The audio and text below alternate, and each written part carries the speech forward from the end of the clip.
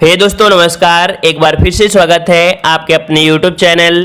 तो दोस्तों हम लोग यहाँ पर हिंदी का बेहतरीन टेस्ट लगाएंगे जहाँ पर आपके 150 प्रश्न हैं, जैसे लेखक, रचनाएं, रचयिता, ठीक है, ग्रंथ, ऐसे सभी प्रश्न आपको देखने को मिल जाएंगे। ठीक है, तो अगर आप नए हैं तो चैनल को सब्सक्राइब भी कर लीजिए। तो चलते ही स्टार्ट करते हैं। यहाँ पर आपका प्रश्न दिया गया है, देखिए निर्देश में दिया है कि नीचे दिए गए प्रश्नों के 4 विकल्प दिए गए हैं, सही विकल्प का चयन करना है। यहाँ पर दिया है हिंदी साहित्य। ठीक है, हिंदी साहित्य के इतिहास का पहला ग्रंथ कौन सा है? यहाँ पर राइट आंसर आपका हो जाएगा, आपका ए नंबर, जो आपका सी नंबर है कि आपका इस्तार दला लिटरेट्यूर एदुई हिंदुस्तानी। ठीक है, ऑप्शन आपका यहाँ पर सी हो जाएगा। और कह सकते हैं इसे अगर हिंदी में एक सीधी सीधी भाषा में बात करें तो एक होता है the modern vernacular literature of Hindustan. ठीक है, या इसे कह सकते हैं, अगर दोनों में कोई मिल जाए तो आप लगा सकते हैं। ऑप्शन आपका यहाँ पर सी सही हो जाएगा। नेक्स्ट प्रश्न आपका दिया गया है कि रामचंद्र शुक्ल का हिंदी साहित्य का इतिहास पहली बार कब प्रकाशित हुआ था? यहाँ पर दिया है रामचंद्र शुक्ल का हिंदी साहित्य का इतिहास पहली बार कब प्रकाशित हुआ था। तो 2 का ऑप्शन राइट, आपका जवाब यहाँ पर आपका बी हो जाएगा, 1929 में प्रकाशित हुआ था, याद रखिएगा। ठीक है, और यहाँ पर नेक्स्ट प्रश्न दिया गया है कि मिश्र बंधु विनोद की रचना में शामिल नहीं थे। मिश्र बंधु विनोद की रचना में शामिल नहीं थे, कौन कौन शामिल नहीं थे? तो यहाँ पर याद रखिएगा कि आपके सुखदेव बिहारी भी हैं, गणेश बिहारी भी हैं, श्याम बिहारी भी हैं, लेकिन कृष्ण बिहारी मिश्र ये आपके कह सकते हैं आपके मिश्र बंधु विनोद की रचना में शामिल नहीं थे। तो ऑप्शन आपका 3 का हो जाएगा, सी नंबर। नेक्स्ट प्रश्न आपका दिया है कि हिंदी साहित्य की भूमिका के लेखक हैं। हिंदी साहित्य की भूमिका के लेखक आपके कौन हैं? तो याद रखिए हिंदी साहित्य की भूमिका जो आपके हैं, इनके लेखक है आपके हजारी प्रसाद द्विवेदी। ऑप्शन आपका यहाँ पर ए से हो जाएगा, हजारी प्रसाद द्विवेदी हैं हिंदी साहित्य की भूमिका के लेखक। ठीक है, चलिए अगला प्रश्न आपका दिया है कि आधुनिक हिंदी साहित्य का इतिहास किसकी कृति है? यहाँ पर देख लीजिए, आधुनिक हिंदी साहित्य का इतिहास, और ये किसकी कृति है? राइट आंसर आपका हो जाएगा यहां पर आपका B number, doctor Bachchan Singh की है। ऑप्शन आपका यहाँ पर बी हो जाएगा। ठीक है, ऑप्शन आपका बी हो जाएगा। और याद रखिए कभी कभी क्या होते है, कोई प्रश्न आपको नहीं मिलता है तो इस सर्च करने का एक तरीका होता है कि जो आंसर आपको दिया जाए उसी आंसर को बोलिए कि आधुनिक हिंदी साहित्य का इतिहास डॉक्टर बच्चन सिंह, तो आंसर आपका हो सकता है नेट में आपका निकल के आ जाए। ठीक है, चलिए अगला प्रश्न आपका दिया है कि डॉक्टर गणपति चंद्र गुप्त ने हिंदी साहित्य का इतिहास किस शीर्षक से लिखा है? यहां पर आपको किसका दिया है? तो डॉक्टर गणपति चंद्र गुप्त। ठीक है, हिंदी साहित्य का इतिहास किस शीर्षक से लिखा है? तो 6 का ऑप्शन राइट, आपका जवाब हो जाएगा आपका डी नंबर, हिंदी साहित्य का वैज्ञानिक इतिहास। ठीक है, हिंदी साहित्य का वैज्ञानिक इतिहास, ऑप्शन आपका यहाँ पर डी सही हो जाएगा। नेक्स्ट प्रश्न आपका दिया है कि हिंदी साहित्य का इतिहास दर्शन किस विद्वान की कृति है? हिंदी साहित्य का इतिहास दर्शन, देख लीजिए हिंदी साहित्य का इतिहास दर्शन दिया है, इस कह सकते विद्वान की जो कृति है, किस विद्वान की? तो 7 का ऑप्शन राइट, आपका जवाब आपका हो जाएगा यहाँ पर सी नंबर, नलिन विलोचन शर्मा की है। नलिन विलोचन शर्मा की है, ऑप्शन का यहाँ पर सी सही हो जाएगा। अगला प्रश्न आपका दिया गया है कि हिंदी साहित्य का वृहत इतिहास कितने खंडों में प्रकाशित है? हिंदी साहित्य का वृहत इतिहास कितने खंडों में विभाजित है? राइट आंसर आपका हो जाएगा बी नंबर, 18 खंडों में विभाजित है। ठीक है, और अगर वैसे आप करते हैं हिंदी साहित्य को कितने भागों में, तो वो तो 4 होता है, यहाँ पर वृहत इतिहास की बात किया है, जो कि ऑप्शन आपका बी हो जाएगा 18। समझ में आ गया? नेक्स्ट प्रश्न आपका दिया है कि हिंदी साहित्यिक इतिहास के पहले लेखक, हिंदी साहित्यिक इतिहास के पहले के लेखक आपके कौन से हैं? तो 9 का जवाब हो जाएगा ऑप्शन राइट आपका सी, ये आपके थे गरसा दा तासी। ठीक है, कौन से थे? तो आपके गरसा दा तासी, ये आपके हिंदी साहित्यिक इतिहास के पहले लेखक हैं। ऑप्शन आपका यहाँ पर 9 का हो जाएगा सी नंबर। अगला प्रश्न आपका दिया है कि रीत काव्य की भूमिका के लेखक हैं। रीत काव्य की भूमिका के लेखक आपके कौन हैं? तो याद रखिए रीत काव्य की भूमिका के लेखक हैं, ऑप्शन आपका यहाँ पर ये हो जाएगा डॉक्टर नागेंद्र। ठीक है, डॉक्टर नागेंद्र रीत काव्य की भूमिका के लेखक हैं, याद रखिएगा। अगला प्रश्न आपका दिया है कि आदिकाल को रामचंद्र शुक्ल जी ने क्या नाम दिया है? देखिए आदिकाल को रामचंद्र शुक्ल ने क्या नाम दिया है?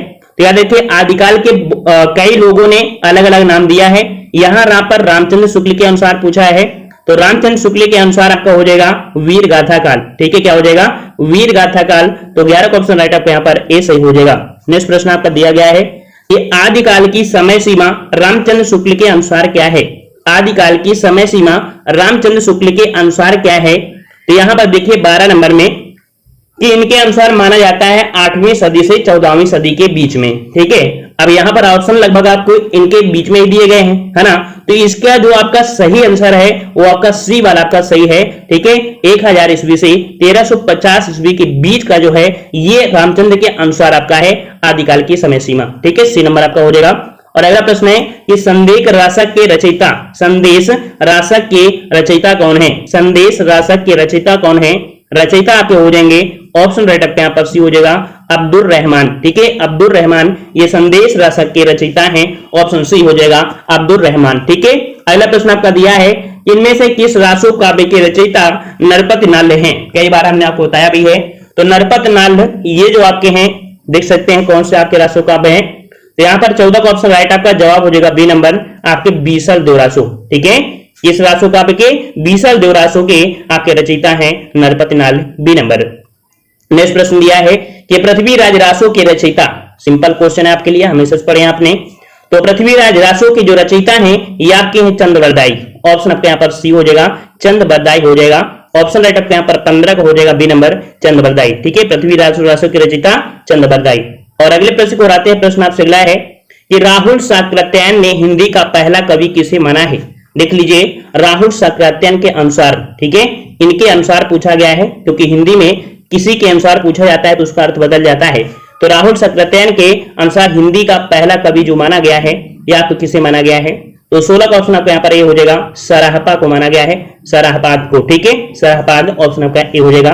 नेक्स्ट प्रश्न आपका दिया है कि हिंदी की पहली रचना राहुल साकृत्यायन के अनुसार, हिंदी की पहली रचना राहुल साकृत्यायन के अनुसार, यहाँ पर फिर से देख लीजिए हिंदी की पहली रचना नहीं पूछा है, यहाँ पर पूछा है हिंदी की पहली रचना राहुल साकृत्यायन के अनुसार। तो यहाँ पर आपका 17 का जवाब क्या हो जाएगा? 17 का जवाब हो जाएगा ऑप्शन राइट यहाँ पर आपका बी नंबर श्रावकाचार है। ठीक है, श्रावकाचार है। यहां से 2-3 क्वेश्चन बनते हैं, जैसे श्रावकाचार की जो रचना किया है वो किसने किया है? श्रावकाचार की जो रचना किया है वो आपके सामंत भद्रा ने किया है। ठीक है, लेकिन यहाँ पर पूछा गया है कि हिंदी साहित्य की रचना साकृत्यायन के अनुसार आपकी कौन सी है? तो श्रावकाचार, जो कि आपके सामंत भद्रा के द्वारा आपकी लिखी गई है। यहीं पर एक पॉइंट होता है कि हिंदी की पहली कहानी है तो आपकी इंदुमती, जो कि आपकी किशोरी, जो आपके लाल गोस्वामी के द्वारा। एक और होता है, यहाँ पर देख सकते हैं जो आपका सी वाला दिया है कि पौमचरित। याद रखिए पौमचरित जो आपका है ये आपका एक ग्रंथ है, याद रखिए क्या है? ग्रंथ है। तो इस कारण से आपको सी नहीं लगाना है। ठीक है, पौमचरित एक कह सकते हैं पहला ग्रंथ है जो कि स्वयंभू के द्वारा लिखा गया था। यहाँ पर पूछा गया था हिंदी की पहली रचना राहुल साकृत्यायन के अनुसार, तो श्रावकाचार। समझ में आ गया? चलिए अगला प्रश्न आपका है कि आदिकाल में रचित महाकाव्य कौन सा है? देख लिए आदिकाल पूछा है, और आदिकाल में जो आपका रचित महाकाव्य है ये महाकाव्य आपको कौन सा है? तो 18 का ऑप्शन राइट आपका यहाँ पर हो जाएगा आपका बी नंबर पृथ्वीराज रासो, जो कि चंद्रबरदाई के द्वारा। ठीक है, ऑप्शन आपका यहाँ पर बी सही हो जाएगा। नेक्स्ट प्रश्न आपका दिया गया है, कह रहा आपसे इनमें से कौन सा कवि आदिकाल का नहीं है? इनमें से कौन सा कवि आदिकाल का नहीं है? 19 नंबर आपको बताना है। देख लिए जगनीक हैं, चंद्रबरदाई भी हैं और अमीर खुसरो भी हैं, लेकिन यहां पर जो आपके दिए हैं नाभादास, नाभादास ये आदिकाल के कवि नहीं है, याद रखिए, या के भक्ति काल के कवि हैं। तो ऑप्शन आपके यहाँ पर डी सही हो जाएगा। नेक्स्ट प्रश्न आपका दिया है कि आहला खंड किस रचना का दूसरा नाम है? आहला खंड, और हमने आपको बताया था आहला खंड के बारे में यूपी स्पेशल में। तो देखिए आहला खंड किस रचना का दूसरा नाम है? तो 20 का ऑप्शन राइट आपका जवाब हो जाएगा, ऑप्शन राइट आपका यहाँ पर ए हो जाएगा परमाल रासो। ठीक है, परमाल रासो ऑप्शन आपका यहाँ पर ए सही हो जाएगा। आहला खंड की रचना का दूसरा नाम है परमाल रासो। हम क्वेश्चन को कई बार रिपीट कर रहे हैं ताकि आपको ये याद हो जाए। ठीक है, नहीं तो एक बार पढ़ते और सीधा सीधा आंसर लगा के आगे बढ़ जाते। समझ में आ रहा है ना? चलिए अगला है, कौन सा कवि भक्ति काल का नहीं है? कौन सा कवि भक्ति काल का नहीं है? भक्ति काल का नहीं है तो यहाँ पर देखिए तुलसीदास, नंददास और के हित हरिहर दास या हित हरिवंश दास ये आपके हैं, लेकिन जो आपके नरोत्तम दास हैं, नरोत्तम दास आपके भक्ति काल के नहीं है, याद रखिएगा। ऑप्शन आपके यहाँ पर डी सही हो जाएगा। और अगले प्रश्न को आते हैं, प्रश्न आपसे अगला है कि राधा बल्लभ संप्रदाय का संबंध है। राधा बल्लभ संप्रदाय का जो संबंध है यह आपके किससे है? तो याद रखिए राधा है तो कृष्ण है। ठीक है, राधा है तो कृष्ण है, अर्थात राधा बल्लभ संप्रदाय का संबंध है आपके कृष्ण काव्य से है। ऑप्शन आपके यहाँ पर सी सही हो जाएगा। नेक्स्ट प्रश्न आपका दिया है कि लाल दास किस काव्यधारा से संबंधित कवि हैं? लाल दास किस काव्यधारा से संबंधित आपके कवि हैं? तो 23 का जवाब आपका हो जाएगा यहाँ पर आपका बी नंबर। ये आपके हैं राम भक्ति शाखा के कवि हैं आपके लाल दास। ठीक है, बी नंबर आपका हो जाएगा। और अगला प्रश्न आपका है अष्टछाप के रचयिता। देखिए अष्टछाप में क्या होता है कि आठ आपके कवि हैं, है ना, फिर भी यहाँ पर कह सकते हैं इनमें गलतियां हो जाती हैं। अगर इन आठों को रट लीजिए तो हो सकता है ढेरों क्वेश्चन आपके सॉल्व हो सकते हैं। देखिए अष्टछाप की जो रचयिता है वो आपके कौन है, तो यहाँ पर देखो ऑप्शन में नहीं था, इस कारण से हमने यहाँ पर आपका सूरदास लिख दिया है। आपका आंसर आपका यहाँ पर कह सकते हैं सूरदास हो जाएगा। ठीक है, और यहाँ पर कह सकते हैं थोड़ा सा पेनेंट हो गया है। तो देखिए रट लीजिए कि कौन कौन है, इनको आप रट लीजिए, कॉपी में लिख लीजिएगा कि आपके कौन कौन है इनमें से। तो देखिए सूरदास, ठीक है, सूरदास, कुंभनदास, नंददास, कृष्णदास, परमानंदास, छीतदास, चतुर्भुज दास, गोविंद स्वामी, है ना, ये आपके 8 हैं, इनको रट लीजिएगा। हमने यहाँ पर लिख दिया है, स्क्रीनशॉट ले लीजिए और कॉपी में लिख लीजिएगा। ठीक है, चलिए अगला प्रश्न आपका दिया है, कह रहा रामचरितमानस किस भाषा में लिखा गया है। बिल्कुल सिंपल क्वेश्चन है, 25 नंबर। ये रामचरितमानस जो लिखा गया है ये आपके किस भाषा में लिखा गया है, तो 25 को ऑप्शन राइट आपका जवाब क्या हो जाएगा, जवाब हो जाएगा ऑप्शन राइट आपका यहाँ पर ए नंबर, अवधी भाषा में लिखा गया है रामचरितमानस। समझ में आ गया, 25 को ऑप्शन आपका इससे हो जाएगा। और अगला प्रश्न आपका है कि विनय पत्रिका की काव्य शैली है, विनय पत्रिका की काव्य शैली जो आपकी है ये आपकी काव्य शैली है आपकी मुक्तक शैली। कैसी है, मुक्तक शैली है। ऑप्शन आपका यहाँ पर ए हो जाएगा, मुक्तक शैली हो जाएगा। अगला प्रश्न आपका दिया है कि कौन सा ग्रंथ सूरदास का नहीं है, कौन सा ग्रंथ सूरदास का नहीं है। थोड़ा इजी हो सकता है आपके लिए, क्योंकि सूरदास, साहित्य लहरी और सूर सारावली ये आपने हाई स्कूल में पढ़ा होगा, है ना। तो बिल्कुल सही जवाब है यहाँ पर ऑप्शन आपका यहाँ पर बी, या आपकी कृष्ण गीतावली या आपकी सूरदास का नहीं है। तो इस प्रकार से 27 ऑप्शन आपका बी सही हो जाएगा। अगला प्रश्न आपका दिया है कि सखी संप्रदाय के प्रवर्तक थे, सखी संप्रदाय के प्रवर्तक आपके जो थे वो आपके कौन, याद रखिए सखी संप्रदाय के आपके स्वामी हरिदास थे। ठीक है, सखी संप्रदाय के प्रवर्तक कौन थे, तो आपके सी नंबर स्वामी हरिदास थे। 28 का ऑप्शन सी हो जाएगा। अगला प्रश्न आपका है कि इनमें से अष्टछाप का कवि कौन नहीं है। देखो अभी हमने आपको दिखाया भी था, है ना, कि कौन कौन है। तो आपके यहाँ पर 29 में देख सकते हैं कुंभनदास और आपके नंददास, चतुर्भुज दास। यहाँ पर आपकी जो नरोत्तम दास है, नरोत्तम दास ये आपके अष्टछाप के कवि नहीं है, याद रखिएगा, अभी हमने आपको बता भी दिया है। और अगले प्रश्न को आते हैं, प्रश्न आपसे अगला है कि रामचरितमानस में कुल कितने खंड हैं। ठीक है, या एक क्वेश्चन इसी से एक वर्ड और जोड़ जाता है कि रामचरितमानस कितने सोपान में बटा है। ठीक है, सोपान शब्द होता है जिसे खंड भी बोलते हैं।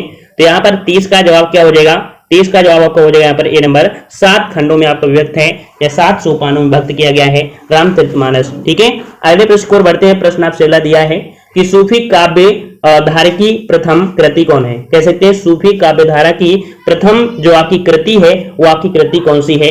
यहाँ पर 31 का जवाब देना है।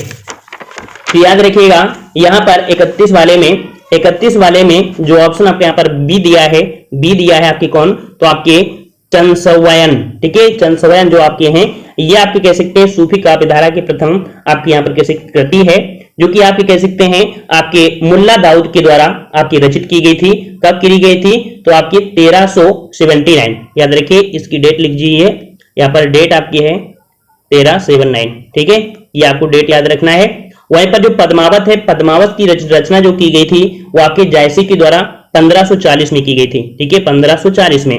वहीं पर जो आपकी मृगावती है, ठीक है, मृगावती की रचना आपकी कुतुबन ने किया था, जो कि 1503 में की गई थी।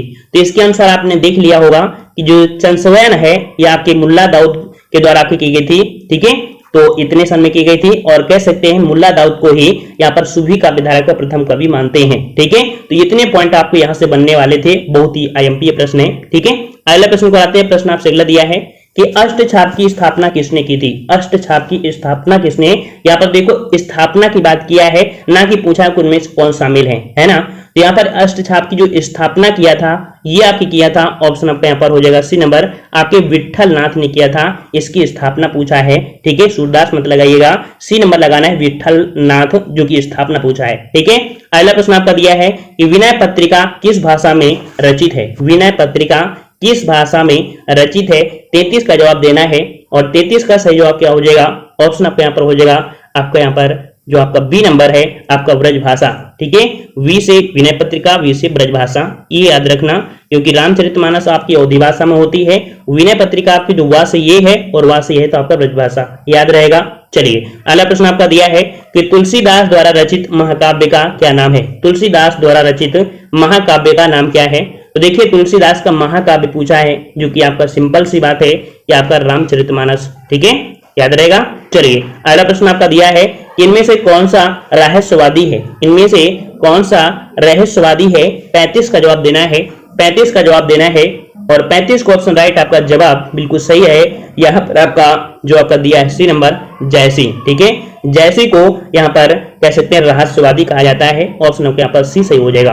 अगला प्रश्न आपका दिया है कि राम पंचाध्यायी के रचयिता। देखिए राम पंचाध्यायी, यह आपने सुना होगा रास पंचाध्यायी, ठीक है, दोनों में अंतर क्या है वो भी आपको बता दे रहे हैं। देखिए राम पंचाध्यायी जो आपके हैं, इसके जो आपके रचयिता हैं वो आपके कौन है। तो राइट आंसर आपके यहाँ पर बी हो जाएगा, आपके नंददास, ठीक है। कौन आपके हैं, तो यहाँ पर आपका बी नंबर नंददास, ठीक है। हाँ, मान लो अगर ये चारों ऑप्शन आपके भक्ति काल के न दिए गए हों, तब आपको एक वर्ड होता है रास पंचाध्यायी, जो कि अब्दुल रहीम खान ने लिखा था, मतलब अनुवाद कर सकते हैं कि वो अनुवाद उन्होंने किया था, ठीक है। रास पंचाध्यायी में अगर आपका आता है अनुवादित, या कह सकते हैं इस युग में संबंधित नहीं है, तो आपके अब्दुल रहीम खान जो आपके थे, है ना। लेकिन यहाँ पर राम पंचाध्यायी, रास पंचाध्यायी के आपके हैं आपके नंददास। समझ में आ गया होगा, ठीक है, क्योंकि अब्दुल रहीम खान को कई भाषाओं में परिवर्तन करने का ज्ञान भी था, ठीक है, इस कारण। अगला प्रश्न आपका है कि रसखान का संबंध किस काव्य धारा से है। रसखान, भाई रसों की खान, रसखान, तो यहाँ पर आपका जवाब हो जाएगा, ऑप्शन आपका यहाँ पर हो जाएगा बी नंबर, ये आपके कृष्ण भक्ति काव्य से हैं आपके रसखान, ठीक है, याद रहेगा। 37 क्वेश्चन आपका बी हो जाएगा कृष्ण भक्ति काव्य। नेक्स्ट प्रश्न आपका दिया है कि कौन सी रचना रसखान की नहीं है। कौन सी रचना रसखान की नहीं है। तो यहाँ पर देखिए 38 वाले में यहाँ पर दिया है प्रेम वाटिका, सुजान सागर, दान लीला और आपका अनेकार्थ मंजरी। तो यहाँ पर याद रखिए जो आपके पहले ये भी है, सुजान सागर भी है, दान लीला भी है, लेकिन जो आपका डी नंबर है अनेकार्थ मंजरी, अनेकार्थ मंजरी ये आपके रसखान की नहीं है, तो है किसकी, ये है आपके नंददास की है, ठीक है। अनेकार्थ मंजरी किसके है, तो आपके नंददास की है, तो ऑप्शन का डी हो जाएगा। नेक्स्ट प्रश्न आपका दिया है युगल शतक के रचनाकार हैं। युगल शतक के रचनाकार आपके कौन है। युगल शतक के रचनाकार कौन है, तो राइट आंसर आपके यहाँ पर 39 का हो जाएगा आपका बी नंबर। ये आपके कौन है, तो आपके श्री भट्ट हैं, ठीक है। कौन आपके हैं, श्री भट्ट हैं। इसमें अपवाद माना जाता है, लेकिन मैक्सिमम जो आपके मिलते हैं आपके श्री भट्ट ही मिलते हैं, तो इस प्रकार से ऑप्शन आपका बी हो जाएगा। अगला प्रश्न दिया है कि सूरदास के किस ग्रंथ में रीत विवेचन है। सूरदास के किस ग्रंथ में रीत विवेचन है। रीत विवेचन आपसे पूछा गया है, तो आपका जवाब आपका 40 का हो जाएगा बी नंबर। आपकी साहित्य लहरी में आपका रीत विवेचन है, मतलब कह सकते हैं कि कहा जाता है कि सूरदास जन्मान अंधे थे। कोई कहते हैं कि सूरदास ने ये ग्रंथ अपने हाथों से लिखा है, तो भाई अगर अपने हाथों से लिखा है इसका मतलब वो अंधे नहीं थे, है ना। अपवाद पूछा है, आपने हाई स्कूल में पढ़ा होगा, ये जन्मान अंधे थे या किसी कारण से अंधे हो गए, है ना, तो वो विवेचन आपका इसमें दिया गया है, ठीक है। अगले प्रश्न को आते हैं। प्रश्न आपसे अगला है कि कौन सा ग्रंथ भ्रमर गीत परंपरा का है। भ्रमर गीत, और भ्रमर गीत में आप देख सकते हैं भंवर गीत है, उद्धव शतक है, भ्रमर दूत है, ये तीनों ही पॉइंट आपके भ्रमर गीत में हैं। हाई स्कूल में अगर आपने पढ़ा होगा तो वहां पर पूरी तरीके से आपकी इस चीजों को बताया होगा भ्रमर गीत वाले में, उद्धव, है ना। तो यहाँ पर कह सकते हैं ये जो चारों हैं ये आपके सभी आपके भ्रमर गीत परंपरा के हैं, ठीक है। और अगले प्रश्न को आते हैं। प्रश्न आपसे अगला है कि रीत काल में किस प्रवृत्ति की प्रमुखता शुक्ल जी ने मानी है। रीत काल में किस प्रवृत्ति की प्रमुखता शुक्ल जी ने मानी है। तो यहाँ पर कह सकते हैं शुक्ल जी के अनुसार से पूछा गया है, तो 42 का ऑप्शन राइट आपका जवाब यहाँ पर आपका सही हो जाएगा सी नंबर रीत निपुण, ठीक है। क्या हो जाएगा आपका यहाँ पर सी नंबर आपका हो जाएगा रीत निपुण, यह आपकी शुक्ल जी ने मानी है, ऑप्शन सी हो जाएगा। अगला प्रश्न आपका है कि घनानंद किससे प्रेम करते थे। घनानंद किससे प्रेम करते थे। यहाँ पर घनानंद पूछा है, और घनानंद जो प्रेम करते थे ये करते थे एक सुजान नामक एक स्त्री थी, ठीक है। सुजान नामक एक स्त्री से इससे प्रेम करते थे, ऑप्शन आपका यहाँ पर हो जाएगा सुजान। नेक्स्ट प्रश्न आपका है इनमें से रीतबद्ध रीत सिद्ध कवि कौन सा है। देखिए यहाँ पर दिया गया है रीत सिद्ध। रीत सिद्ध जो आपके कवि आपके हो आपके कौन से हैं, तो 44 का जवाब हो जाएगा आपका ए नंबर बिहारी, ठीक है। आपके कौन है, तो बिहारी हैं, ऑप्शन आपका ए हो जाएगा। अगला है कि काव्यांग निरूपण करने वाले कवि कहे जाते हैं। काव्यांग निरूपण करने वाले जो कवि कहे जाते हैं वो आपके कौन है, काव्यांग। तो भाई काव्यांग निरूपण करने वाले जो आपके कवि हैं ये आपके कवि हैं आपके रीतबद्ध, ठीक है। कौन आपके हैं, रीतिबद्ध हैं, ऑप्शन आपका यहाँ पर ए हो जाएगा। और अगला प्रश्न आपका है कि इनमें से कौन सा ग्रंथ केशव दास का है, इनमें से कौन सा ग्रंथ केशव दास का है। तो भाई केशव दास के बारे में आपने बहुत बार पढ़ा होगा, केशव दास रामचंद्रिका, केशव दास रामचंद्रिका, है ना, ऐसे पढ़े हैं। तो यहाँ पर आपका देख सकते हैं रामचंद्रिका भी है, कल्पप्रिया भी है और जहांगीर जयचंद्रिका भी है। याद रखिएगा यहाँ पर जो ऑप्शन आपका है ए बी सी अर्थात ये सभी आपकी कौन है, तो आपकी यहाँ पर कह सकते हैं केशवदास की है। और यहाँ पर हमने बताया केशवदास रामचंद्रिका, मतलब ऐसा होता है ना एग्जाम में फटाफट आंसर लगाते हैं केशवदास रामचंद्रिका, लेकिन अदर भी देख लिया करिए ऑप्शन में, ठीक है। तो ऑप्शन आपका डी हो जाएगा। अगला प्रश्न दिया है कि रीत काल का सर्वाधिक लोकप्रिय कवि कौन सा माना जाता है। रीत काल का सर्वाधिक लोकप्रिय कवि कौन माना जाता है। लोकप्रिय कवि की बात करें तो यहाँ पर आपका जवाब कौन हो जाएगा, तो जवाब आपका 47 को हो जाएगा आपका बी नंबर, ये आपके बिहारी कौन है आपके, तो ऑप्शन आपका बी हो जाएगा। रीत काल के सर्वाधिक लोकप्रिय कवि कौन है, तो आपके बिहारी हैं, ऑप्शन आपके यहाँ पर आपका बी हो जाएगा। अगला प्रश्न दिया है कि बिहारी सतसई में दोहों की संख्या कितनी है। बिहारी सतसई में दोहों की संख्या कितनी है, तो दोहों की संख्या आप दो प्रकार से देखेंगे, कहीं पर आपको 719 होगा, कहीं पर आपको 713 भी देखने को मिलता है कहीं कहीं, ठीक है। कुछ लोग होते हैं, ठीक है, जो सर्च करने में थोड़ी जल्दी से सर्च कर लेते हैं और पूरी तरीके से नहीं देखते हैं। तो याद रखिए यहाँ पर ऑप्शन सी हो जाएगा, 719 है, कितने हैं 719 है, तो ऑप्शन आपके यहाँ पर कौन सा हो जाएगा, सी वाला आपका सी हो जाएगा। 48 का ऑप्शन कितना हो जाएगा, यहाँ पर आपका सी हो जाएगा। और अगला प्रश्न दिया है कि केशव द्वारा रचित महाकाव्य का नाम बताइए। केशव दास के द्वारा रचित महाकाव्य, तो अभी आपने देखा, हमने पढ़ाया भी कि केशव दास रामचंद्रिका है ना, तो यहाँ पर 49 का जवाब कौन हो जाएगा, ऑप्शन आपके यहाँ पर हो जाएगा सी, केशव दास रामचंद्रिका, क्योंकि ये महाकाव्य है, महाकाव्य अधिकतर पूछा जाता है ना, तो यहाँ पर आपका 49 का ऑप्शन आपका सी हो जाएगा। और अगला प्रश्न दिया है इनमें से भिखारी दास का ग्रंथ कौन सा है। भिखारी दास का ग्रंथ आपका इनमें से कौन सा है, 50 का जवाब देना है, 50 का जवाब देना है। 50 क्वेश्चन राइट आपके यहाँ पर ये हो जाएगा काव्य निर्णय, ठीक है। भिखारी दास का ग्रंथ कौन सा है, तो काव्य निर्णय है, ऑप्शन आपके यहाँ पर ए से हो जाएगा। और अगला प्रश्न आपका दिया है कि सेनापति के ग्रंथ का नाम बताइए। सेनापति के ग्रंथ का नाम बताना है। याद रखिए इनके दो महत्वपूर्ण आपके ग्रंथ हैं, एक ग्रंथ आपका है कि काव्य कल्पद्रुम और दूसरा है जो कि आपका दिया गया है बी वाले में, और बी वाला जो दिया है कवित रंतनांकर, ठीक है, ये इनका दूसरा है। तो कुल मिला के कह सकते हैं सेनापति के ग्रंथ का नाम है ऑप्शन बी, यहां पर आपका राइट हो जाएगा, ठीक है। चलिए अगले प्रश्न को और बढ़ते हैं। प्रश्न आपसे अगला पूछा गया है और देख सकते हैं ये प्रश्न आपका बहुत बार पूछा गया है। कह रहा आपसे कि कवि वचन सुधा के संपादक थे। कवि वचन सुधा के संपादक कौन थे। शिवपूजन शाह है, भारतेंदु हरिश्चंद्र, बद्री नारायण चौधरी और माखनलाल चतुर्वेदी। राइट आंसर बिल्कुल सही जवाब है, ऑप्शन में आपका यहाँ पर हो जाएगा बी नंबर, भारतेंदु हरिश्चंद्र, ये हैं आपकी कवि वचन सुधा के संपादक, ठीक है, बी नंबर इज राइट। चलिए अगला प्रश्न दिया है कि कौन सी कहानी चंद्रधर शर्मा गुलेरी की है। चंद्रधर शर्मा गुलेरी की कहानी कौन सी है। पंच परमेश्वर, उसने कहा था, ताई या कानों में कंगना। यहाँ पर सही जवाब हो जाएगा ऑप्शन बी, बिल्कुल सही जवाब है। सभी के जवाब आ चुके हैं कि जो चंद्रधर शर्मा गुलेरी की जो कहानी है वो आपकी उसने कहा था, ये है, ठीक है, बी नंबर। नेक्स्ट प्रश्न दिया है कि इनमें से भारतेंदु का नाटक कौन सा है। भारतेंदु, तो देख सकते हैं कि आपका भारत दुर्दशा भी है और अंधेर नगरी है, तो इसका मतलब आपका सत्य हरिश्चंद्र भी है ना। तो यहाँ पर राइट आंसर आपको कौन सा बनेगा, डी वाला का हो जाएगा, उपयुक्त सभी हो जाएगा, ठीक है। चलिए अगला प्रश्न है कि अंधा युग किसका गीत नाट्य है। अंधा युग, और अंधा युग किसका है, अंधा युग किसका है, बिल्कुल सही है। अंधा युग जो आपका है ये आपके धर्मवीर भारती का है। किसका है, धर्मवीर भारती का है अंधा युग। सूरज का सातवां घोड़ा, ये कई आपकी इनकी रचनाएं हैं, ठीक है। तो ऑप्शन राइट आपके यहाँ पर बी सही हो जाएगा। नेक्स्ट प्रश्न आपका है आधे अधूरे के रचयिता का नाम बताइए। आधे अधूरे के रचयिता का नाम पूछा गया है और राइट आंसर आपको क्या बनेगा, यहाँ पर है ऑप्शन राइट, बिल्कुल सही है। काफी बच्चों के जवाब आ चुके हैं, यहाँ पर सही जवाब हो जाएगा आपका ए नंबर, मोहन राकेश। याद रखिए आधे अधूरे के रचयिता का नाम क्या है, मोहन राकेश है। 56 का ऑप्शन आपका यहाँ पर ए सही हो जाएगा। नेक्स्ट प्रश्न दिया गया है कि कौन सा नाटक जयशंकर प्रसाद का है। कौन सा नाटक जयशंकर प्रसाद का है, तो जयशंकर प्रसाद के नाटक में देखेंगे कि आपका चंद्रगुप्त है, ध्रुव स्वामिनी है। अगर दो है तो इसका मतलब तीसरा भी होगा, जो कि दिया है कि जन्मेजय का नागयज्ञ, ठीक है। तो इस प्रकार से राइट आंसर आपको बनेगा डी, उपयुक्त सभी। ये सभी जो आपके नाटक हैं आपके जयशंकर प्रसाद के हैं, बिल्कुल सही जवाब आ रहा है सभी का।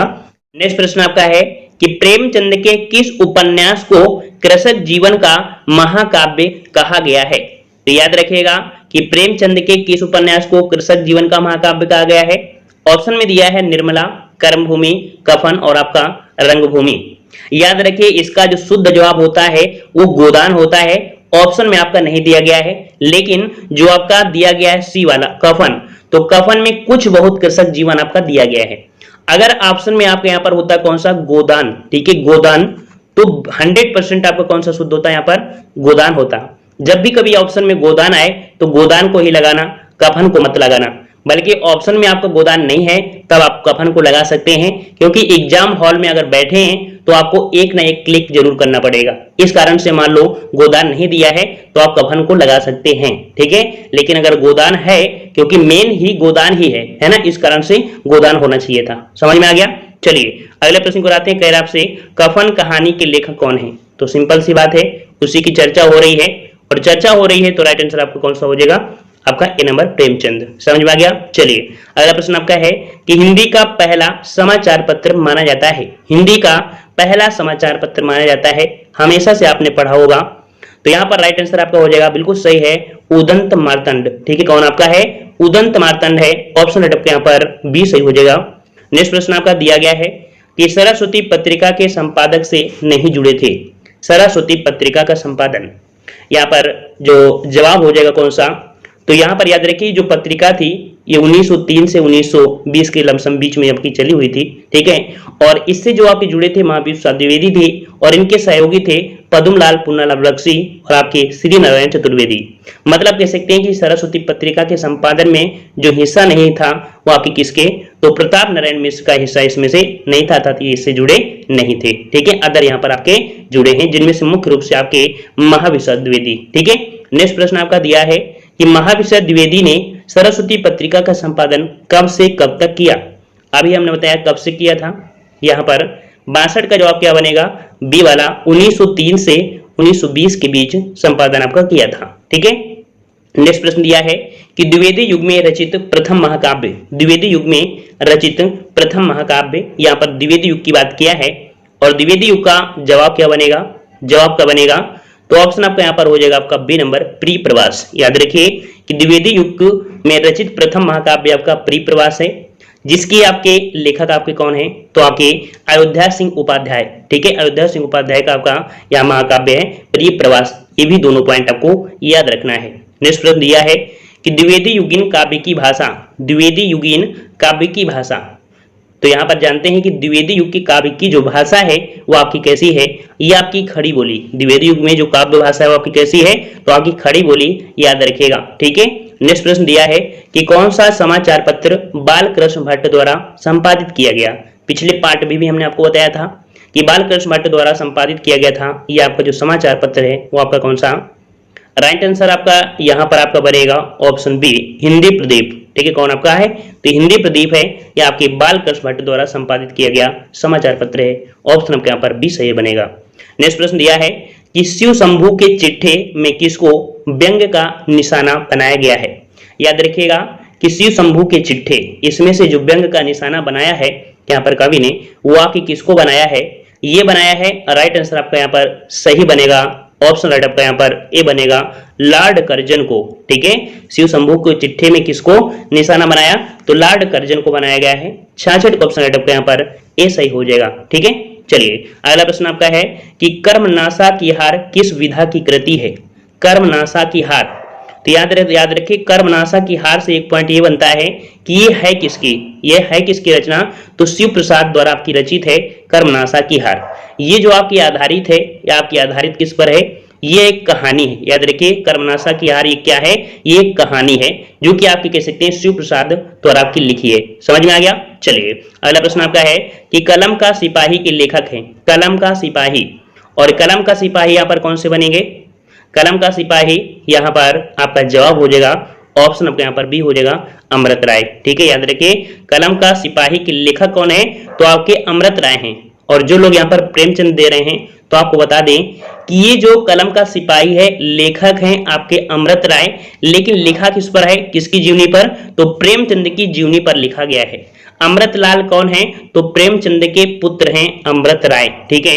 इन्होंने प्रेमचंद की कहानी को लिखा है, समझ में आ गया ना। तो कलम का सिपाही के लेखक हैं आपके अमृत राय और लिखा है किसकी जीवनी पर, तो आपकी प्रेमचंद की जीवनी पर। ये दोनों पॉइंट आपको समझना है, ठीक है। चलिए अगला प्रश्न आपका दिया है कि इनमें से शरत चंद की जीवनी का क्या नाम है। शरत चंद की जीवनी का क्या नाम है, यहाँ पर 69 का जवाब देना है। राइट आंसर आपका क्या बनेगा, राइट आंसर देख लीजिए, शरत चंद की जीवनी का नाम क्या है, तो यहाँ पर 69 का जवाब हो जाएगा ऑप्शन राइट आपका बी नंबर, यहाँ पर आवारा मसीहा, ठीक है। कौन सा आपका हो जाएगा, तो यहाँ पर शरत चंद की जीवनी का नाम है आवारा मसीहा। और याद रखिए आवारा मसीहा लिखा किसने है, आवारा मसीहा लिखा है आपके विष्णु प्रभाकर ने लिखा है, जो कि किसकी जीवनी पर आधारित है, तो शरत चंद की जीवनी पर आधारित है।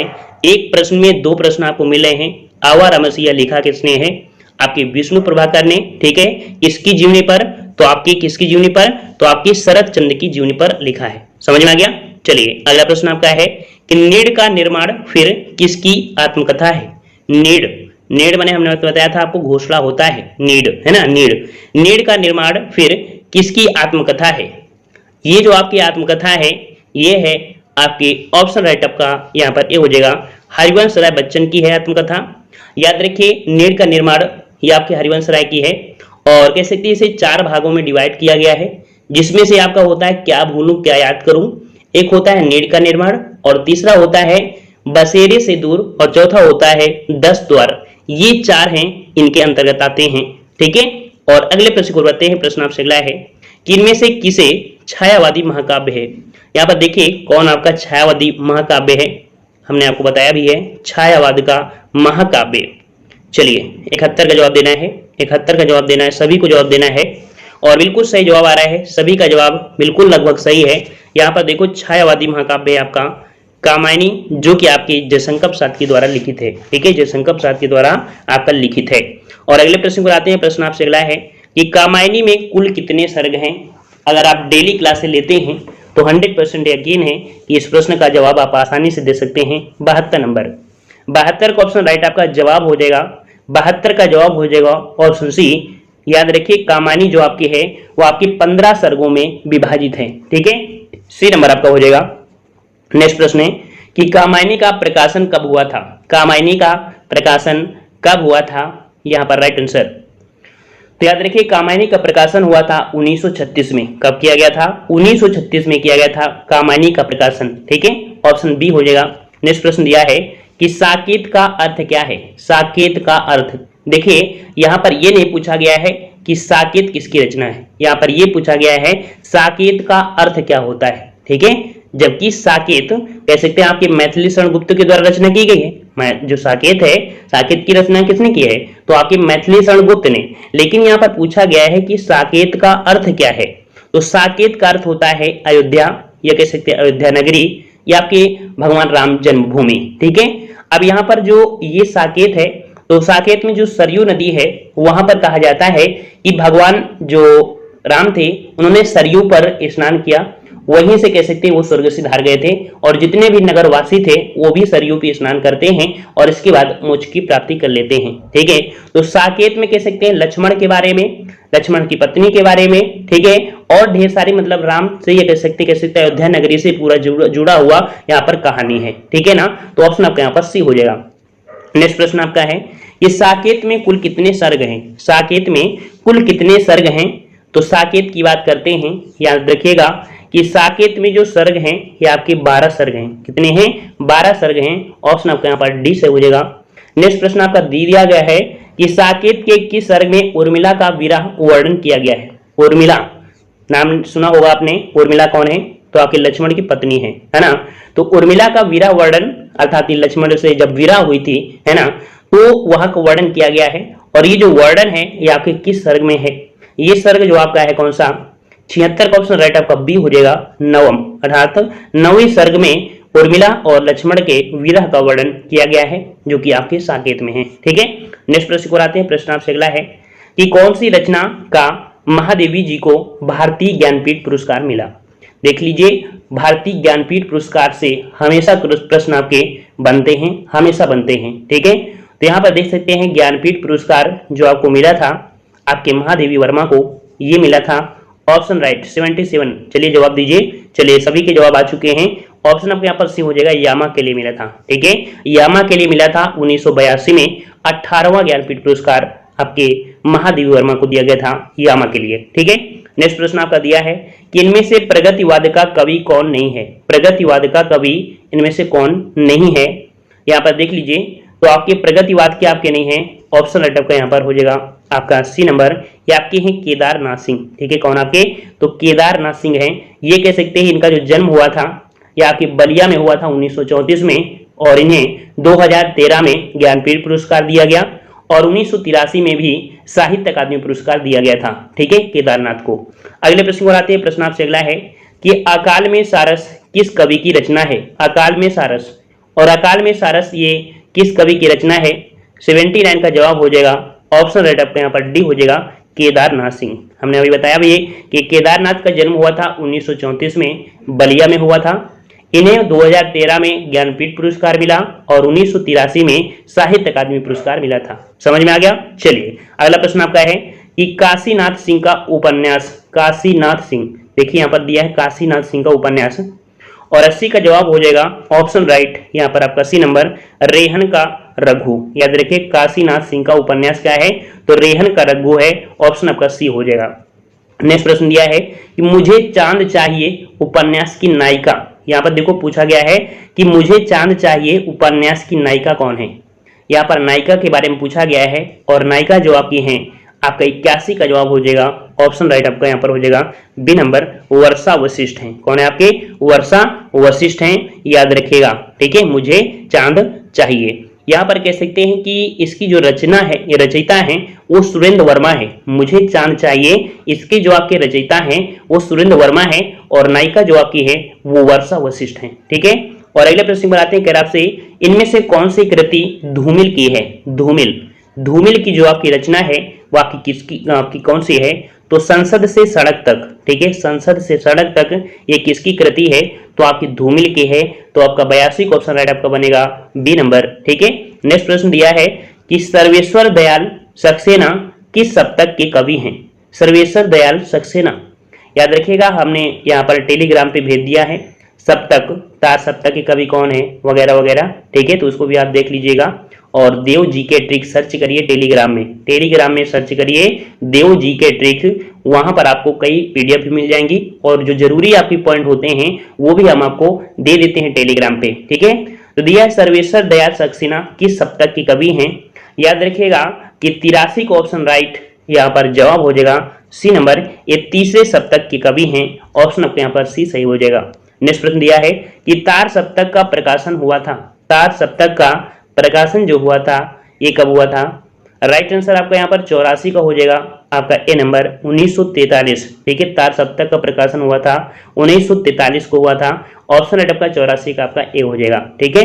नेक्स्ट दिया है कि इनमें से दूसरा सप्तक का कवि कौन नहीं है? दूसरा सप्तक का कवि कौन नहीं है? तो यहाँ पर देख लीजिए 85 नंबर दिया है, कह रहा आपसे भवानी प्रसाद द्विवेदी, प्रयाग नारायण त्रिपाठी, नरेश मेहता और आपके धनवीर भारती। तो यहाँ पर आपके दूसरा या आपके नहीं है कौन? तो आपके जो आपके प्रयाग नारायण त्रिपाठी हैं ये आपके तीसरे के हैं, ना कि दूसरे के। तो इस प्रकार से ऑप्शन आपका बी हो जाएगा, ये दूसरे सप्तक के कवि नहीं है। नेक्स्ट दिया है कि नई कविता का प्रारंभ कब से हुआ? नई कविता का प्रारंभ कब से हुआ है? 86 का जवाब क्या बनेगा? 86 का जवाब पूछा है और 86 का ऑप्शन राइट आपका जवाब हो जाएगा। नई कविता का जो प्रारंभ होता है वो कह सकते हैं 1951 के बाद होता है। तो 1951 के बाद अगर देखेंगे तो ऑप्शन के पास जो आपको लगभग मिलेगा वहीं पर आपका जवाब हो जाएगा कौन सा? ए वाला आपका हो जाएगा 1953 ईस्वी, ठीक है। नई कविता का प्रारंभ कब से हुआ? तो 1951 के बाद होता है, तो आपके पास में जो आपका है 1953, ये आपके यहाँ पर सही हो जाएगा, ठीक है। अगले प्रश्न को आते हैं। प्रश्न आपसे अगला दिया है कि आत्मजयी के रचयिता कवि का नाम बताइए। आत्मजयी के रचयिता कवि का नाम पूछा है, 87 नंबर यहाँ पर पूछा है जवाब। तो राइट आंसर बिल्कुल सही है, यहाँ पर आपका जवाब हो जाएगा आत्मजयी की जवाब हो जाएगा आपका सी नंबर, ये आपके हैं कुंवर नारायण, ठीक है, कुंवर नारायण। देखिए हम एक प्रश्न को 3-3 बार 4-4 बोल रहे हैं ताकि ये आपको याद हो जाए, है ना, फास्ट हम नहीं भाग रहे हैं डेली की तरह, ठीक है। अगला प्रश्न आपका दिया गया है 87 हो गया ना। अगला दिया गया है कि कुंवर नारायण की कविताएं किस सप्तक में संकलित हैं। तो यहाँ पर एक पॉइंट याद होगा कि कुंवर नारायण जो संबंधित हैं किस सप्तक से संबंधित हैं, ये संबंधित है आपके तीसरे सप्तक से संबंधित हैं कुंवर नारायण, ठीक है। तो ऑप्शन आपका यहाँ पर बी हो जाएगा, तीसरा सप्तक। अगला प्रश्न आपका है कि काठ की घंटियां किस कवि की काव्य करती हैं। काठ की घंटियां, याद रखिए काठ की घंटियां, ये जो आपकी है ये है ऑप्शन राइट, यहाँ पर आपका बनेगा आपका ए नंबर, ये आपकी सर्वेश्वर दयाल, ठीक है। कौन आपके हैं, तो सर्वेश्वर, ऑप्शन राइट आपका 89 का हो जाएगा यहाँ पर ए नंबर। नेक्स्ट प्रश्न दिया है कि इनमें से ज्ञानपीठ पुरस्कार किसे नहीं मिला। यहाँ से प्रश्न 100% आपको देखने को मिलते हैं और थोड़े से आपके प्रश्न बनते हैं, 5-6 प्रश्न बनते हैं इस प्रश्न से कि ज्ञानपीठ पुरस्कार की शुरुआत कब हुई, है ना। तो आपके 1965, याद रखिए ज्ञानपीठ पुरस्कार की शुरुआत आपकी हुई थी, वो आपकी 1965 को हुई गई थी, जो कि आपके मलयालम के लिए दिया गया था, जी शंकर कुरूप को दिया गया था। यहाँ पर पूछा गया है कि ज्ञानपीठ पुरस्कार किसे नहीं मिला है, तो यहाँ पर आपका 90 का जवाब बनेगा ऑप्शन ए, आपकी जयशंकर प्रसाद को ज्ञानपीठ पुरस्कार नहीं मिला है। तो अदर जो आपके दिए हैं 3, तो इनको कब मिला है, तो याद रखिए ये अज्ञे जी को मिला है 1986 में मिला था, अज्ञे जी को 1986 में मिला था। वहीं पर जो आपके दिए हैं सुमित्रा नंदन पंत, सुमित्रा नंदन पंत को मिला था 1968 में मिला था, 1968 मिला था। और वहीं अब बात करें रामधारी सिंह दिनकर को, इनको मिला था 1972 में, 1972 में मिला था।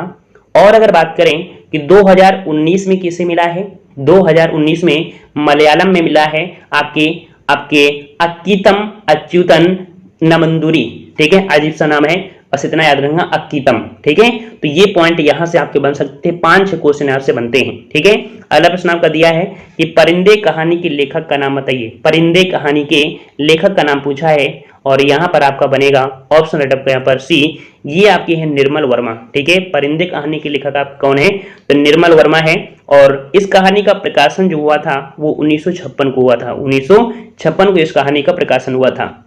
नेक्स्ट प्रश्न दिया है कि नवगीत अर्धशतकी के संपादक हैं, नवगीत अर्धशतकी के संपादक आपके कौन है। यहाँ पर आपका 92 का जवाब बनेगा ऑप्शन राइट आपका सी, नवगीत अर्धशतकी के संपादक हैं स्वयंभू सिंह, ठीक है। कौन आपके हैं, स्वयंभू सिंह है, ऑप्शन आपका सी हो जाएगा। नेक्स्ट प्रश्न दिया है कि नाटक जारी है, इसमें से किसकी कृति है। देखिए नाटक जारी है, नाटक जारी है, ये किसकी कृति है, 93, तो 93 का जवाब हो जाएगा ऑप्शन राइट यहाँ पर बी नंबर, लीलाधर जंगुड़ी, लीलाधर जंगुड़ी, ये नाटक जारी इनकी कृति है, याद रहेगा। चलिए अगला प्रश्न आपका है कि बकरी नामक नाटक इनमें से किसने लिखा है। बकरी नामक नाटक इनमें से किसने लिखा है, तो याद रखिए बकरी, यहाँ पर नाटक के बारे में थोड़ा सा आपको विस्तार बता दे रहे हैं, बिल्कुल थोड़ा सा बताएंगे। देखिए यहाँ पर कह सकते हैं बकरी नामक नाटक जो लिखा है ये आपका लिखा है 94 का ऑप्शन बी हो जाएगा, सर्वेश्वर दयाल सक्सेना ने लिखा है। याद रखिए ये नाटक जो प्रकाशित हुआ था ये आपके 1974 को प्रकाशित हुआ था, 1974 को प्रकाशित हुआ था। ये आपका बकरी जो आपका है, देखिए ये जो आपका नाटक है ये आपके चुनाव पर आधारित है और बकरी शब्द दिया गया है जनता का प्रतीक है कि किस प्रकार से जनता को भ्रम में डाला जाता है, नोच लिया जाता है और किसी प्रकार का कार्य नहीं करते हैं, अर्थात महात्मा गांधी के दिए हुए वचनों का ये लोग उल्लंघन करते हैं, ठीक है। तो इस पर आधारित है आपका ये नाटक, याद रहेगा ना। बकरी नाटक किसका है, सर्वेश्वर दयाल सक्सेना का है। ये नाटक आधारित है आपके चुनावी मुद्दे पर, ठीक है, चुनाव पर। नेक्स्ट प्रश्न दिया है कि अतीत के चलचित्र किस विधा की कृति है। अतीत के चलचित्र, और अतीत के चलचित्र ये जो आपकी कह सकते हैं कृति लिखा है, सबसे पहली बात तो ये होती है ना कि लिखा किसने है, तो आपके महादेवी वर्मा ने लिखा है।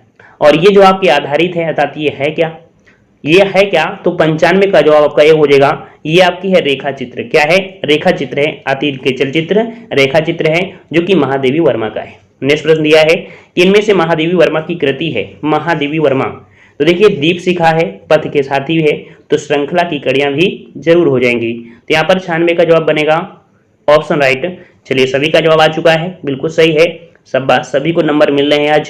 यहाँ पर दिया है डी नंबर, ठीक है। अगला प्रश्न दिया गया है कि कितने पाकिस्तान के लेखक हैं, कितने पाकिस्तान।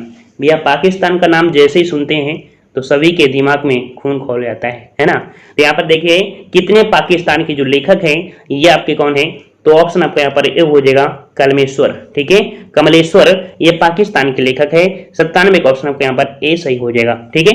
नेक्स्ट प्रश्न आपका दिया है कि महाप्रस्थान किस कवि की कृति है, महाप्रस्थान किस कवि की ये कृति है, याद रखिएगा।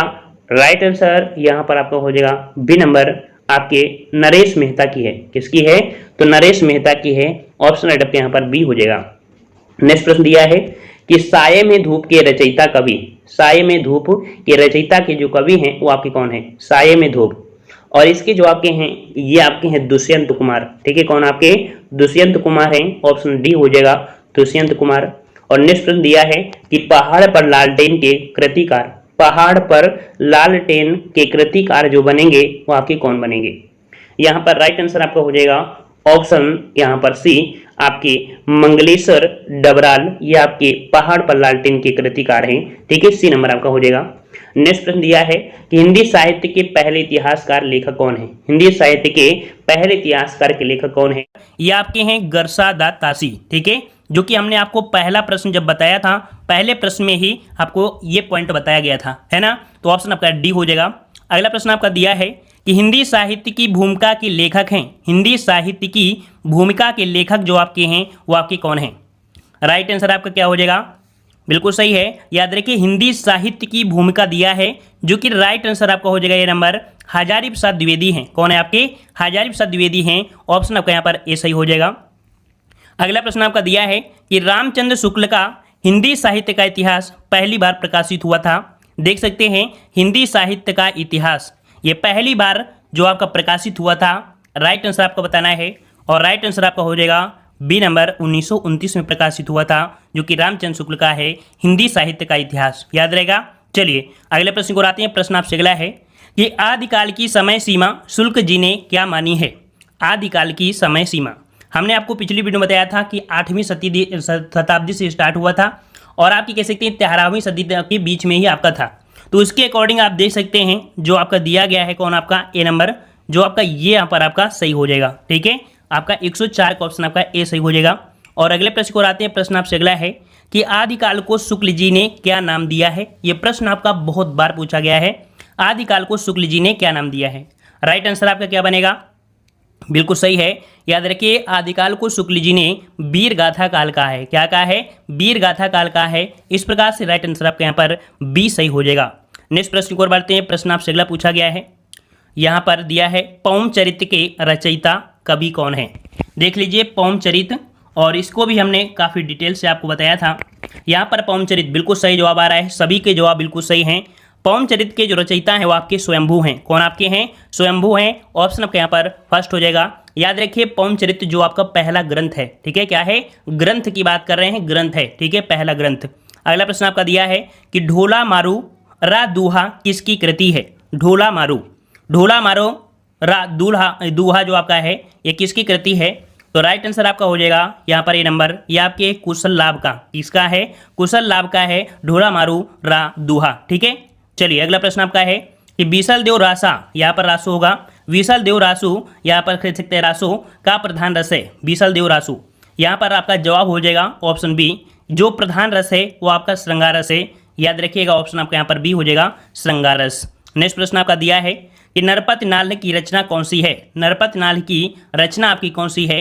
राइट जवाब देना है, राइट जवाब देना है, बिल्कुल सही जवाब आ रहे हैं। यहाँ पर 109 का ऑप्शन राइट आपका हो जाएगा। यहाँ पर आपका जो आपका डी नंबर है बीसल देवरासु, ठीक है, नरपत नाल की रचना कौन सी है, तो आपकी बीसल देवरासु है। ऑप्शन आपका यहाँ पर डी हो जाएगा। अगला प्रश्न आपका है कि पृथ्वीराज रासो के रचयिता थे। पृथ्वीराज रासो के रचयिता आपके कौन थे। यहाँ पर देख लीजिए बहुत बार हमने पढ़ाया है, पृथ्वीराज रासो चंद्रबरदाई, पृथ्वीराज रासो चंद्रबरदाई। ऑप्शन आपका यहाँ पर ए सही हो जाएगा। नेक्स्ट प्रश्न आपका दिया है कि भरतेश्वर बाहुबली रासो को हिंदी का पहला काव्य ग्रंथ किसने माना है। देख लीजिए नाम दिया गया है, क्या नाम दिया गया है, भरतेश्वर बाहुबली रासो, और इन्हें कह सकते हैं हिंदी का पहला काव्य ग्रंथ किसने माना है। ये माना है आपके ऑप्शन बी डॉक्टर गणपति चंद्र गुप्त ने। डॉक्टर गणपति चंद्र गुप्त ने भरतेश्वर बाहुबली रासो को हिंदी का पहला काव्य ग्रंथ माना है, याद रखिएगा। अगला प्रश्न आपका है कि खड़ी बोली हिंदी के पहले कवि कौन है। इजी क्वेश्चन आपके लिए है। खड़ी बोली हिंदी के पहले आपके कवि हैं, ये आपके कवि हैं। ऑप्शन आपका हो जाएगा बिल्कुल सही है, वेरी गुड। ऑप्शन आपका फर्स्ट हो जाएगा अमीर खुसरो हो जाएंगे, अमीर खुसरो। ठीक है। नेक्स्ट प्रश्न आपका दिया है कि आचार्य हजारी प्रसाद द्विवेदी ने रासो शब्द की व्युत्पत्ति किससे मानी है। जो आपका रासो शब्द है इसकी जो व्युत्पत्ति है वो किससे माना है, आपके आचार्य हजारी प्रसाद द्विवेदी ने। राइट आंसर आपका हो जाएगा यहाँ पर आपका बी नंबर, रासक से माना है। याद रखिए आचार्य हजारी प्रसाद द्विवेदी ने रासो शब्द की व्युत्पत्ति किससे मानी है, तो रासक से माना है। ऑप्शन आपका बी हो जाएगा। अगला प्रश्न आपका है कि आह्ला खंड किस वीरगाथा काव्य का दूसरा नाम है। आह्ला खंड, जो आह्ला खंड है ये कह सकते हैं किस वीरगाथा काल का दूसरा नाम है। यहाँ पर राइट आंसर आपको हो जाएगा आपका बी नंबर, परमाल रासो। ठीक है, परमाल रासो का ही दूसरा नाम है आपका आह्ला खंड, जो कि आपके वीरगाथा काल का है। ठीक है। और अगला प्रश्न आपका दिया है इनमें से संत कवि कौन सा नहीं है। संत कवि, देखिए संत कवि में आप देख सकते हैं कि आपके जो आपके दिए हैं आपके यहाँ पर कबीरदास, गुरु नानक, रैदास और आपके ईश्वरदास। यहाँ पर आपका देख सकते हैं जो आपने हमेशा कबीरदास संत हैं, गुरु नानक संत हैं, रैदास साहब के संत हैं, लेकिन यहाँ पर कह सकते हैं ईश्वरदास ये संत कवि नहीं है। ऑप्शन आपका यहाँ पर ए सही हो जाएगा। अगला प्रश्न आपका है कि कुतुबन की रचना का नाम बताइए। हमने आपको सेकंड वाली वीडियो में बताया था कि कुतुबन की रचना जो आपकी है वो आपकी कौन सी है। 106 का जवाब देना है। 106 का जवाब बिल्कुल सही है, ये मृगावती है। ऑप्शन आपका यहाँ पर ये हो जाएगा मृगावती, या आपके कुतुबन की रचना है। ठीक है। और अगले प्रश्न को आते हैं। प्रश्न आपसे अगला है कि इनमें से जायसी का ग्रंथ कौन सा है। जायसी का ग्रंथ, तो जायसी में आप लोगों ने देखा होगा कि आपने पद्मावत पढ़ा होगा, कुछ लोगों ने पद्मावत पढ़ा होगा, है ना, लगभग सभी लोगों ने पढ़ा होगा, और कुछ लोगों ने अखरावट भी पढ़ा होगा। इसका मतलब है कि ये जो आखिरी कलाम है ये भी इन्हीं की है। तो राइट आंसर आपका यहाँ पर हो जाएगा कौन सा, यहाँ पर आपका डी नंबर। ये जो आपके पद्मावत है, अखरावट है, आखिरी कलाम है, ये सभी आपके कह सकते हैं जायसी के ही ग्रंथ हैं, याद रखिएगा। अगला प्रश्न है कि जायसी का जीवन काल है। जायसी का जीवन काल जो आपका है ये आपका कह सकते हैं कब से कब, तो आपकी 1492 से 1542 ईस्वी तक। ऑप्शन आपका यहाँ पर फर्स्ट सही हो जाएगा। नेक्स्ट प्रश्न आपका दिया है कि पद्मावत किस भाषा में लिखा गया है। देख लीजिए पद्मावत महाकाव्य, और ये किस भाषा में लिखा गया है। राइट आंसर आपका क्या हो जाएगा, बिल्कुल सही है। राइट आंसर आपका सी हो जाएगा, ये आपके अवधी भाषा में लिखा गया है। याद रखिए पद्मावत किस भाषा में, तो आपकी अवधी भाषा में है। ऑप्शन आपका सी हो जाएगा। नेक्स्ट प्रश्न दिया है कि अनुराग बांसुरी के रचयिता हैं। अनुराग बांसुरी के रचयिता आपके कौन हैं, रचयिता आपसे पूछा है। और राइट आंसर आपका बताओ जी क्या हो जाएगा, बिल्कुल सही है।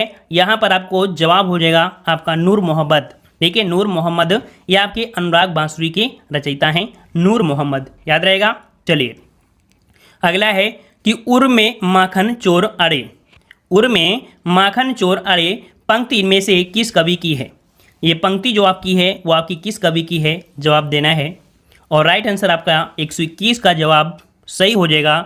यहाँ पर सी नंबर, ये आपकी सूरदास की है। याद रखिए पंक्ति का नाम है उर में माखन चोर अड़े, ये आपकी सूरदास की पंक्ति है। याद रखिए ऑप्शन सी हो जाएगा। नेक्स्ट प्रश्न आपका है कि तुलसीदास का ग्रंथ कौन सा नहीं है। तुलसीदास का ग्रंथ कौन सा नहीं है। यहाँ पर देखिए 122 नंबर, तो यहाँ पर देखिए कवितावली, दोहावली और विनय पत्रिका ये तो हैं, लेकिन यहाँ पर सतसई जो आपकी हो बिहारी के हैं। हमने आपको बताया था बिहारी की सतसई है ना, तो इस प्रकार से यहाँ पर आपके कह सकते हैं सी नंबर, ये सतसई आपकी तुलसीदास का नहीं है। अगला प्रश्न आपका है कि हिंदी साहित्य का स्वर्ण युग। देख लीजिए काफ़ी अच्छा क्वेश्चन है, हमेशा पूछा जाता है। का है कि कबीरवाणी के डिटेक्टर थे। कबीरवाणी के डिटेक्टर थे, ये आपकी जो आलोचक है, ये कथन जो आपका है किस आलोचक का है, तो 124 का जवाब हो जाएगा ऑप्शन यहाँ पर डी नंबर, आचार्य हजारी प्रसाद द्विवेदी का है। ऑप्शन आपका यहाँ पर हो जाएगा डी नंबर। नेक्स्ट प्रश्न आपका दिया है कि लोकनायक वही हो सकता है जो समन्वय कर सके, यह कथन किसका है। लोकनायक वही हो सकता है, लोकनायक वही हो सकता है, ये जो आपके है किसकी है। 125 का जवाब हो जाएगा सी नंबर, ये आपके है किसका, तो आचार्य हजारी प्रसाद द्विवेदी का ही है। तो ऑप्शन आपका यहाँ पर कौन सा हो जाएगा, यहाँ पर सी नंबर। ठीक है। और अगले प्रश्न को और बढ़ते हैं। प्रश्न आपसे अगला दिया है कि द्वैतवाद के प्रवर्तक कौन थे। द्वैतवाद दिया है, द्वैतवाद, और द्वैतवाद के हो जाएंगे आपके सी नंबर, मध्वाचार्य हैं। कौन आपके, तो मध्वाचार्य हैं। ऑप्शन राइट आपका यहाँ पर हो जाएगा 126 का यहाँ पर सी नंबर। नेक्स्ट प्रश्न आपका दिया है कि रामचरितमानस में कुल कितने कांड हैं। इसको हमने आपको बताया था कि रामचरितमानस जो आपका है ये कह सकते हैं इसमें से सोपान वर्ड बोल दिया जाता है, कितने भाग हैं, कितने खंड है, कितने सोपान में बांटा गया है ना। तो 127 का जवाब क्या बनेगा, यहाँ पर आपका ए नंबर सही है। आपका ये नंबर हो जाएगा 7 खंडों में विभाजित किया गया है। नेक्स्ट प्रश्न आपका दिया है कि कौन सा कांड रामचरितमानस में नहीं है। देख लीजिए रामचरितमानस में कौन सा कांड नहीं है। तो देखिए यहाँ पर स्टार्ट किया गया कहाँ से, तो आपके बालकांड, अरण्यकांड, लवकुश कांड और आपका किष्किंधा कांड। तो रामचरितमानस में याद रखिएगा कि यहाँ पर बालकांड भी है, अरण्यकांड है और आपका किष्किंधा कांड है, लेकिन लवकुश कांड ये रामचरितमानस में नहीं है। आप पढ़कर देखिएगा तो हो सकता है आप पहली बार ये प्रश्न पढ़ रहे हो तो थोड़ा सा अचंभव आपको लगा होगा। ठीक है, तो इस प्रकार से 128 क्वेश्चन आपका सी हो जाएगा। और अगले प्रश्न को आते हैं कि आपसे भ्रमर गीत सार किसकी कृति है। भ्रमर गीत सार, और क्वेश्चन रिपीट हुआ है, इसके पहले भी आया था लेकिन थोड़ा सा घुमा के आया है। यहाँ पर याद रखिए कि भ्रमर गीत सार जो कृति है वो आपके सूरदास द्वारा रचित सूर सागर के कुछ विशिष्ट पदों का संकलन है, जो कि संपादक कह सकते हैं आपके आचार्य रामचंद्र शुक्ल। ठीक है, ऑप्शन राइट आपका यहाँ पर कौन सा हो जाएगा, यहाँ पर आपका बी वाला हो जाएगा। ठीक है, नेक्स्ट प्रश्न को आते हैं। प्रश्न आपसे अगला पूछा गया है कि अनेकार्थ मंजरी के रचयिता जो आपके कवि हैं वो आपके कौन है। इसको भी हमने पढ़ाया है, अनेकार्थ मंजरी और अनेकार्य मंजरी दिया, अनेकार्थ होता है, तो अनेकार्थ मंजरी के रचयिता हैं या आपके कौन हैं, तो आपके नंददास हैं। याद रखिए यहाँ पर आपका थोड़ी सी मिसप्रिंट थी तो आपको बता दे रहे हैं नंददास। ठीक है, कौन आपके, तो आपके नंददास थे, याद रखिएगा। और अगले प्रश्न को आते हैं कि आपसे कि संतन को कहा सीकरी 100 काम, यह पंक्ति किस कवि की है। संतन को कहा सीकरी 100 काम, ये पंक्ति किस कवि की है। ये पंक्ति जो आपकी है ये आपकी है 131 को ऑप्शन आपका डी हो जाएगा। ये कुंभन दास की है, किसकी है, कुंभन दास की है। और नेक्स्ट प्रश्न दिया है कि रीत काल का सर्वाधिक लोकप्रिय कवि कौन सा था।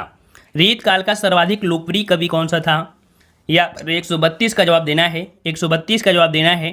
तो ये आपके हैं आपके बिहारी जी, कौन है आपके, तो बिहारी जी हैं, ऑप्शन आपका यहाँ पर ए हो जाएगा। नेक्स्ट प्रश्न आपका है कि घनानंद की प्रेमिका का नाम क्या था। देख लीजिए घनानंद की प्रेमिका का नाम, और ये भी क्वेश्चन आपका रिपीट हुआ है, हमने आपको बताया भी था कि सुजान नाम था उनकी प्रेमिका का नाम। तो घनानंद की प्रेमिका का नाम क्या था, सुजान। ये लड़की है, लड़का नहीं है, याद रखिए। ठीक है, अगला प्रश्न आपका दिया है कि उनमें से रीत सिद्ध कवि कौन है। रीत सिद्ध, इनमें से कह सकते हैं रीत सिद्ध कवि जो आपके हैं वो आपके कौन है। यहाँ पर आपका जवाब हो जाएगा ऑप्शन आपका सी, या आपके हो जाएंगे आपके कौन, तो आपके बिहारी। ठीक है, बिहारी हो जाएंगे। और अगले प्रश्न को आते हैं। प्रश्न आपसे अगला दिया है कि कठिन काव्य का प्रेत किसे माना जाता है। वेरी वेरी आईएमपी प्रश्न आपका है। यहाँ पर 135 का जवाब बनेगा। यहाँ पर आपका ये नंबर, ये आपके हैं केशव को कठिन काव्य का प्रेत कहा जाता है, ऑप्शन फर्स्ट हो जाएगा। नेक्स्ट प्रश्न आपका है कि शिवराज भूषण के रचयिता कौन थे। रचयिता कवि कौन थे, शिवराज भूषण के रचयिता कवि। ठीक है, ये भी क्वेश्चन आपका बहुत बार पूछा गया एग्जाम में। तो शिवराज भूषण के रचयिता कवि जो आपके हैं वो आपके हैं, सभी का जवाब देना है, बिल्कुल सही है, शिवराज भूषण आपके भूषण। ठीक है, तो 136 का ऑप्शन आपका फर्स्ट हो जाएगा। नेक्स्ट प्रश्न दिया है कि पद्माभरण है। पद्माभरण जो आपका है ये आपका है क्या, ये जो आपका है ये आपका अलंकार ग्रंथ है। क्या है आपका, अलंकार ग्रंथ है, ऑप्शन आपका फर्स्ट हो जाएगा। अगला प्रश्न आपका है कि कौन ग्रंथ केशव का नहीं है। कौन सा ग्रंथ केशव का नहीं है। देख लिए केशव का, तो आपके देखिए रामचंद्रिका भी बताया है, वह विज्ञान गीता भी है और आपका कपिरिया है, लेकिन वहीं पर आपका जो आंसू है ये आंसू आपके केशव का नहीं है, आपके जयशंकर का है ना। तो इस प्रकार से आपका यहाँ पर कह सकते हैं आंसू केशवदास का नहीं है, बी नंबर। नेक्स्ट प्रश्न आपका है कि गंगा लहरी के रचयिता कवि हैं। गंगा लहरी दिया है, गंगा लहरी है ना। तो यहाँ पर याद रखिएगा, थोड़ा सा आप कन्फ्यूज हुए होंगे क्योंकि इसके पहले आपने सूरदास को भी पढ़ा था। सूरदास ने जो लिखी थी वो आपकी कह सकते उनकी थी आपकी साहित्य लहरी। याद रखिएगा, सूरदास की जो थी वो साहित्य लहरी थी, ये दिया है आपकी गंगा लहरी है ना। तो गंगा लहरी आपका 139 का जवाब बनेगा, ऑप्शन बी, ये आपकी पद्माकर जी की है। ठीक है, क्लियर हुआ, यहाँ से डाउट क्लियर हुआ। चलिए अगला प्रश्न आपका है कि अलंकार ब्रह्म भजन नामक रीत ग्रंथ रचयिता हैं। अलंकार ब्रह्म भजन नामक रीत ग्रंथ के रचयिता जो आपके हैं वो आपके कौन हैं, ये हैं आपके ग्वाल कवि। कौन है आपके, ग्वाल कवि हैं, ऑप्शन बी हो जाएगा। नेक्स्ट प्रश्न आपका है कि प्रेमचंद की जीवनी किस नाम से लिखी गई है। प्रेमचंद की जीवनी किस नाम से लिखी गई है। यहाँ पर 141 का जवाब क्या बनेगा, 141 का जवाब, तो कलम प्रेमचंद की जीवनी ये लिखी गई है आपके कलम का सिपाही के नाम से। ठीक है, किस नाम से, कलम के सिपाही के नाम से, ऑप्शन आपका यहाँ पर ए हो जाएगा। अगला प्रश्न आपका है कि अनामिका के रचयिता हैं। अनामिका के रचयिता जो आपके हैं वो आपके कौन, तो आपके कौन, निराला जी हैं। याद रखिए, अनामिका के रचयिता आपके कौन हैं, तो आपके निराला जी हैं, ऑप्शन आपके यहाँ पर सी हो जाएगा। और अगला प्रश्न आपका है, इनमें से छायावादी महाकाव्य है। देखिए छायावादी महाकाव्य की बात किया है, महाकाव्य की बात किया है, तो जवाब आपका क्या बनेगा, तो कामायनी। कामायनी देखिए जयशंकर प्रसाद किस युग से हैं, आपके छायावाद से, तो छायावाद का काव्य कौन हुआ, जो आपकी कामायनी, क्योंकि जयशंकर प्रसाद ने लिखा है। तो इस प्रकार से ऑप्शन राइट आपका यहाँ पर बी हो जाएगा। अगला प्रश्न आपका है कि राम कथा पर आधारित महाकाव्य नहीं है। राम कथा पर आधारित महाकाव्य नहीं है, यह आपका कौन सा नहीं है, तो यहाँ पर 144 का जवाब क्या बनेगा। देखिए रामचंद्रिका, रामचरितमानस, साकेत, है ना। साकेत के बारे में बताया, साकेत का अर्थ क्या होता है, हमने बताया था ना, अयोध्या नगरी, जिसमें से आपके कह सकते हैं राम जो हैं, है ना, तो राम जन्मभूमि, वहाँ पर आपके कह सकते हैं लक्ष्मण के और कह सकते हैं उनकी पत्नी का वियोग का वर्णन हमने पिछली वीडियो में बताया था अच्छी तरीके से, है ना। तो यहाँ पर याद रखिए प्री प्रवास, ये कह सकते हैं राम कथा पर आधारित आपका महाकाव्य नहीं है। तो इस प्रकार से राइट आंसर कौन बनेगा, यहाँ पर आपका सी वाला आपका बनेगा। समझ में आ गया ना। चलिए अगला प्रश्न आपका है कि गोदान के लेखक हैं, गोदान के लेखक हैं, गोदान के लेखक 145 का जवाब बनेगा ऑप्शन सी, ये आपके प्रेमचंद हैं। बिल्कुल इजी क्वेश्चन है, ठीक है। और अगला प्रश्न आपका है कि कफन कहानी के लेखक, कफन कहानी के लेखक आपके कौन है, 146 नंबर, 146 नंबर, तो बिल्कुल सही जवाब आ रहा है, बिल्कुल सही है, वेरी गुड, ऑप्शन डी आपके प्रेमचंद है। कौन आपके प्रेमचंद है, आपके नंबर कोई काट नहीं सकता है, ठीक है। याद रखिए हिंदी साहित्य अगर आपकी कवर है, तो आपकी हिंदी अगर कवर है आपकी हिंदी साहित्य, तो कोई नंबर काट नहीं सकता है, फुल में फुल आप क्वेश्चन करके आएंगे। अगला है कि अर्धकथा किसकी आत्मकथा है, अर्धकथा किसकी आत्मकथा है, ये आत्मकथा जो आपकी है आपके डॉक्टर नागेंद्र की है। ऑप्शन आपके यहाँ पर ए हो जाएगा, डॉक्टर नागेंद्र हो जाएगा, ठीक है। नेक्स्ट प्रश्न आपका दिया है कि क्या भूलूं क्या याद करूं किस लेखक की आत्मकथा का एक भाग है। क्या भूलूं क्या याद करूं किसकी है, बिल्कुल सही जवाब आ रहे हैं, वेरी गुड, ऑप्शन आपके यहाँ पर फर्स्ट हो जाएगा, आपके हरिवंश राय बच्चन की है, जो कि आत्मकथा है, मतलब खुद लिखा है, ठीक है। अगला प्रश्न आपका है, कह रहा आपसे कि मैं उस जनपद का कवि हूँ किसकी कृति है, मैं उस जनपद का कवि हूँ किसकी कृति है। यहाँ पर आपका जवाब हो जाएगा, जवाब हो जाएगा ऑप्शन बी, यह आपकी त्रिलोचन जी की है, याद रखिएगा ऑप्शन बी हो जाएगा। बहुत बार क्वेश्चन आपको पूछा गया है। नेक्स्ट प्रश्न आपका दिया है कि 2014 में किस कवि को भारतीय ज्ञानपीठ पुरस्कार दिया गया था। देखिए 2014 के बाद किया गया है, और ये दिया गया था आपकी केदारनाथ जी को, ठीक है। किसको दिया गया था, केदारनाथ जी को दिया गया था। हमने पिछले वीडियो में काफ़ी अच्छे से डिस्कशन किया था आपके ज्ञानपीठ पुरस्कार के बारे में, टोटल हमने बताया भी था, महत्वपूर्ण बताया था 2019 में।